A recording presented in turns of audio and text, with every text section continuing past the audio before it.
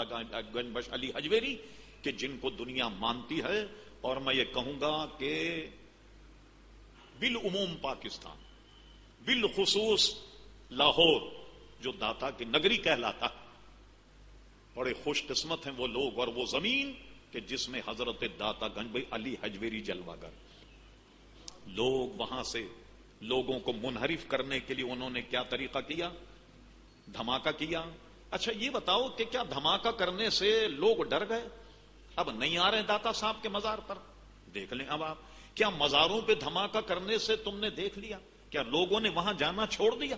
میلاد النبی میں دھماکہ کرنے سے کیا لوگ باز آ گئے؟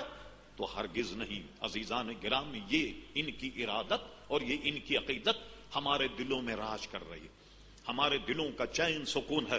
اور کبھی بھی عزیزان گرامی ان حادثات سے ہم لوگ کبھی بھی ان بزرگوں کی چوکھٹ کو نہیں چھوڑ سکتے۔ ایک اندازہ میرا، 1 سال میں داتا صاحب کے دربار میں حاضر ہونے والوں کی تعداد پاکستان میں 2 کروڑ، 2 کروڑ تعداد داتا صاحب رحمت اللہ علیہ کے مزار پر حاضری دیتی۔ آپ کہیں آپ نے کوئی کمپیوٹر رکھا ہوا ہے؟ کیسے ناپتے ہیں، کیسے تولتے ہیں؟ میں ایک دفعہ کئی سال پہلے ہی میں نے کہا، بھی میں آپ کو کہتا ہوں کہ حضور داتا صاحب رحمت اللہ علیہ کے مزار پہ جو لوگ آتے ہیں اپنی جوتیوں کو ایک جگہ حفاظت کے لیے رکھ دیتے ہیں۔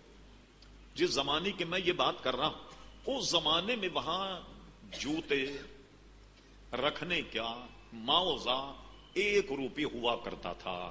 ظاہر اس وقت بھی 1 روپے کی کوئی حیثیت تھی، اب تو 1 روپیہ فقیر بھی نہیں لیتا بھائی، کوئی حیثیت تھی 1 روپے، 1 روپیہ لیا جاتا تھا، اب تو شاید 5 ہو گئے ہوں یا 10 ہو گئے ہوں گے۔ میں نے اخبار میں سرسری تو ایسی نظر پڑی میری، تو میں نے دیکھا کہ جناب اوقاف والوں نے یہ جوتے سنبھالنے کا ٹھیکہ یہ نیلام کیا۔ نیلام میں کتنی بولی میں چھوٹا؟ 1 روپیہ جوتا رکھنے پر اس کی نیلام کی بولی چھوٹی 1 کروڑ 80 لاکھ، 1 کروڑ 80 لاکھ۔ بھائی کچھ بھی چاہتا جوتا رکھنے والا بھی تو کمائے گا یا نہیں؟ کچھ ملازمین کو دے گا یا نہیں دے گا؟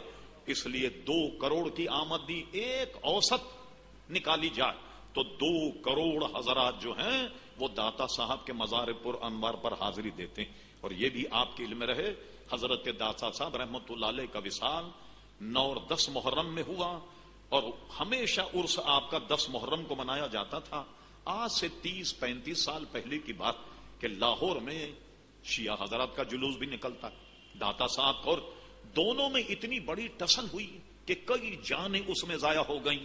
اس زمانے کے جو داتا صاحب کے متولی علماء حل و عقد وہ سر جوڑ کر بیٹھے، انہوں نے فیصلہ یہ کیا ہم 10 محرم میں عرس نہیں کریں گے۔ اب 10 محرم کو مزار شریف کا غسل دیا جاتا، اور حضرت داتا صاحب رحمت اللہ علیہ کے 40ویں پر اب داتا صاحب رحمت اللہ علیہ کو عرس منایا جاتا۔ اس کے کچھ ہی میل کے فاصلے پر ایک جگہ جس کو رائے کہتے ہیں، کہا جاتا ہے کہ وہاں 20 لاکھ آدمی جمع ہوتے ہیں۔ لوگوں کو مجمع دیکھنے کا اندازہ تو ہے نہیں، 20 لاکھ کہہ دو، 40 لاکھ کہہ دو، 50 لاکھ کہہ دو، کوئی تھرمامیٹر تو ہے ہی نہیں، جتنے چاہے کہہ دو۔ جتنے لوگ دور و دراز سے ہو کر کے وہاں آتے، کہا جاتا 20-22 لاکھ کا مجمع، یا بن بلائے داتا صاحب کے مزار پر 20-22 لاکھ آدمی لاہور میں جمع ہوتا ان کے عرس موقع پر۔ یہ مقبولیت ہے حضرت داتا گنج بخش علی حجویری رضی اللہ تعالیٰ عنہ کی۔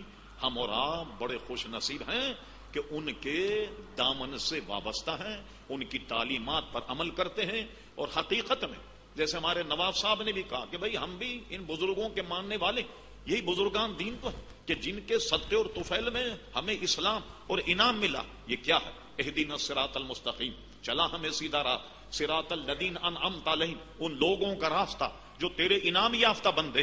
حضرت خواجہ غریب نواز انعام یافتہ بندے ہیں یا نہیں؟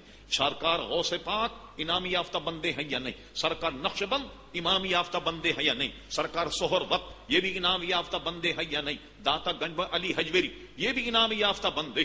اعلی حضرت امام اہل سنت مجدد میت حاضرہ صاحب الحجت القاہرہ المؤید ملت طاہرہ مولانا شاہ احمد رضا خان فاضل بریل رحمت اللہ نے ایک شعر میں سارے مسئلے کو بیان کر دیا کہ تیرے غلاموں کا نقش قدم ہے راہ خدا۔ اصل میں راہ خدا ہے کیا؟ تیرے غلاموں کا نقش قدم ہے راہ خدا، وہ کیا بہک سکے جو یہ سراغ لے کے چلے، وما علیہ الا البلاغ۔